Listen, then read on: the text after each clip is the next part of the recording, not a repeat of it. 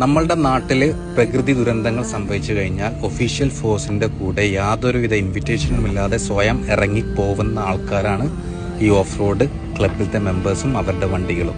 അതായത് 2 ആഴ്ച മുമ്പ് വരെ ഓപ്പറേഷൻ താർ എന്നുള്ള പേരിൽ നിങ്ങൾ തിരഞ്ഞു പിടിച്ച് ഫൈൻ അടിച്ച് മുടിപ്പിച്ച ഒരു സമൂഹമാണ് ഞങ്ങൾ.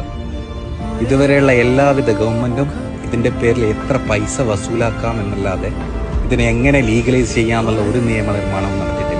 ഒരു അല്പൻ യൂട്യൂബർ അവൻ ചെയ്ത വിവരക്കേടിനെ ഒരു സമൂഹത്തിനെ മൊത്തമാണ് നിങ്ങൾ പ്രതിസ്ഥാനത്ത് നിർത്തിയിട്ട് ഫൈൻ അടച്ച് ഊറ്റി കുടിച്ചതെന്ന് തന്നെ പറയാം. അത്രയും നശിപ്പിക്കാനാണ് നിങ്ങൾ നോക്കുന്നത്.